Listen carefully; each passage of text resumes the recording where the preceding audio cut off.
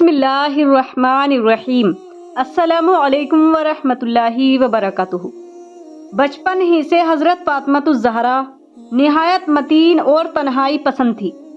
نہ کبھی کسی کھیل کود میں حصہ لیا اور نہ گھر سے قدم باہر نکالا۔ ہمیشہ والدہ ماجدہ کے پاس بیٹھی رہتی، ان سے اور رسول اکرم صلی اللہ تعالی علیہ وسلم سے ایسے سوالات پوچھتی جن سے ان کی ذہانت و فطانت کا ثبوت ملتا۔ دنیا کی نمود و نمائش سے سخت نفرت تھی۔ ایک دفعہ حضرت خدیجۃ الکبریٰ کے کسی عزیز کی شادی تھی۔ انہوں نے فاطمۃ الزہرا کے لیے عمدہ کپڑے اور زیورات بنوائے۔ جب گھر سے چلنے کا وقت آیا تو سیدہ نے یہ قیمتی کپڑے اور زیور پہننے سے صاف انکار کر دیا اور سادہ حالت ہی میں محفل شادی میں شرکت کی۔ گویا بچپن ہی سے ان کی حرکات و سکنات سے خدا دوستی اور استغنا کا اظہار ہوتا تھا۔ حضرت خدیجۃ الکبریٰ سیدہ فاطمۃ الزہرا کی تعلیم و تربیت پر خاص توجہ دیتی تھی۔ ایک دفعہ جب وہ ان کو تعلیم دے رہی تھی تو ننھی بچی نے پوچھا، اماں جان، اللہ تعالیٰ کی قدرتیں تو ہم ہر وقت دیکھتے ہیں،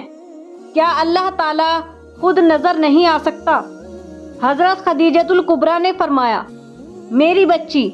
اگر ہم دنیا میں اچھے کام کریں گے اور خدا کے احکام پر عمل کریں گے تو قیامت کے دن اللہ تعالیٰ کی خوشنودی کے مستحق ہوں گے اور یہی اللہ تعالیٰ کا دیدار ہوگا۔ حضرت خدیجۃ الکبریٰ کی وفات کے بعد سیدہ پر کوہ غم ٹوٹ پڑا۔ حضور صلی اللہ تعالی علیہ وسلم نے سیدہ کی تربیت اور نگہداشت کے خیال سے حضرت سودہ سے نکاح کر لیا۔ حضور کی حیات مبارکہ یکسر تبلیغ حق کے لیے وقف تھی، لیکن جب بھی آپ کو فرصت ملتی آپ فاطمۃ الزہرا کے پاس تشریف لاتے،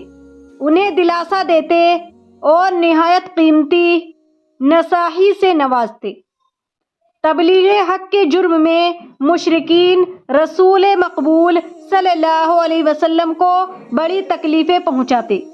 کبھی سر اقدس پر خاک ڈال دیتے، کبھی راستے میں کانٹے بچھا دیتے۔ جب حضور گھر تشریف لاتے تو حضرت سیدہ فاطمۃ الزہرا انہیں تسلی دیا کرتی،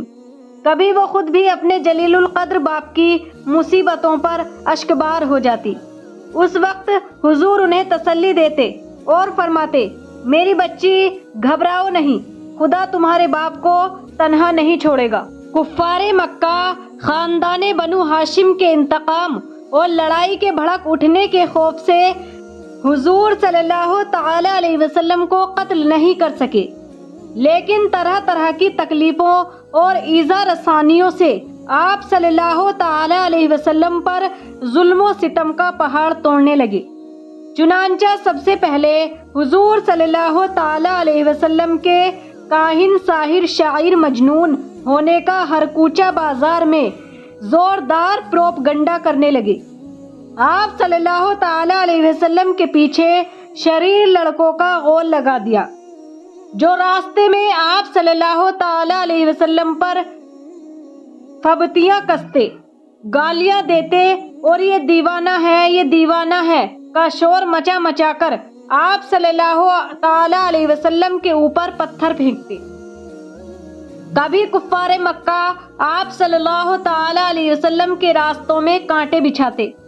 کبھی آپ صلی اللہ تعالی علیہ وسلم کے جسم مبارک پر نجاست ڈال دیتے، کبھی آپ صلی اللہ تعالی علیہ وسلم کو دھکا دیتے، کبھی آپ صلی اللہ تعالی علیہ وسلم کی مقدس اور نازک گردن میں چادر کا پھندا ڈال کر گلا گھونٹنے کی کوشش کرتے۔ روایت ہے کہ ایک مرتبہ صلی اللہ تعالی علیہ وسلم حرم کعبہ میں نماز پڑھ رہے تھے کہ ایک دم سنگ دل کافر عقبہ بن ابی معیط نے آپ صلی اللہ تعالی علیہ وسلم کے گلے میں چادر کا پھندا ڈال کر اس سے زور سے کھینچا کہ آپ صلی اللہ تعالی علیہ وسلم کا دم گھٹنے لگا۔ چنانچہ یہ منظر دیکھ کر حضرت ابو بکر صدیق رضی اللہ تعالی عنہ نے بے قرار ہو کر دوڑ پڑے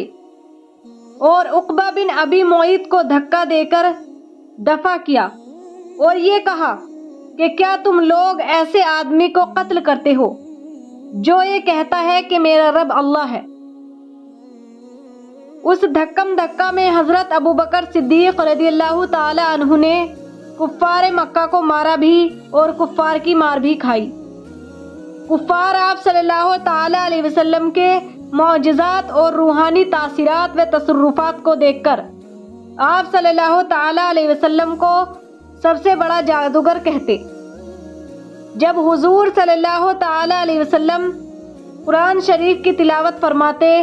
تو یہ کفار قرآن اور قرآن کو لانے والے جبریل علیہ السلام اور قرآن کو نازل فرمانے والے اللہ تعالیٰ کو اور آپ صلی اللہ تعالی علیہ وسلم کو گالیاں دیتے معاذ اللہ،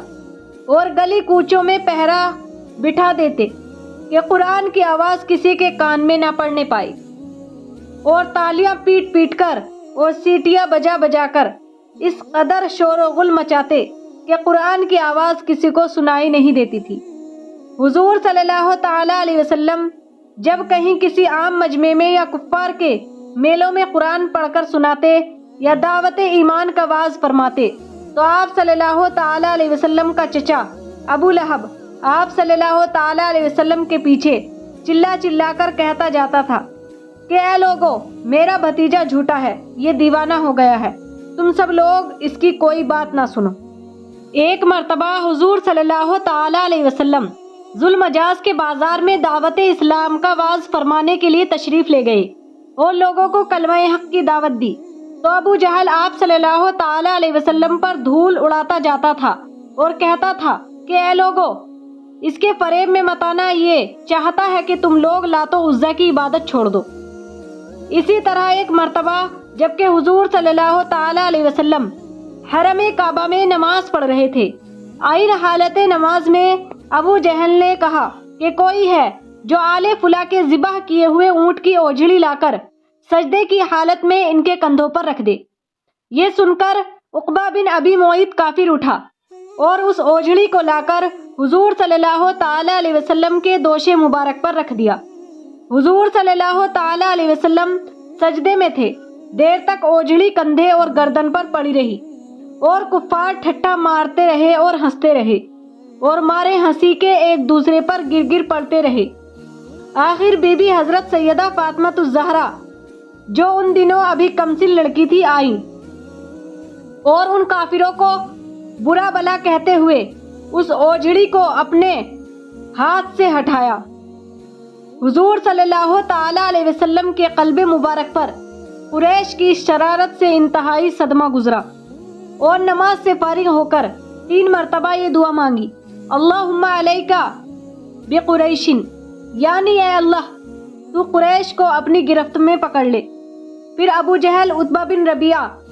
شیبہ بن ربیعہ، ولید بن عتبہ، امیہ بن خلف، عمارہ بن ولید کا نام لے کر دعا مانگی کہ الہی تو ان لوگوں کو اپنی گرفت میں لے لے۔ حضرت عبداللہ بن مسعود رضی اللہ تعالی عنہ فرماتے ہیں کہ خدا کی قسم میں نے ان سب کافروں کو جنگ بدر کے دن دیکھا کہ ان کی لاشیں زمین پر پڑی ہوئی ہیں، پھر ان سب کفار کی لاشوں کو نہایت ذلت کے ساتھ گھسیٹ کر بدر کے ایک گڑھے میں ڈال دیا گیا، اور حضور صلی اللہ تعالی علیہ وسلم نے فرمایا کہ ان گڑھے والوں پر خدا کی لعنت ہے۔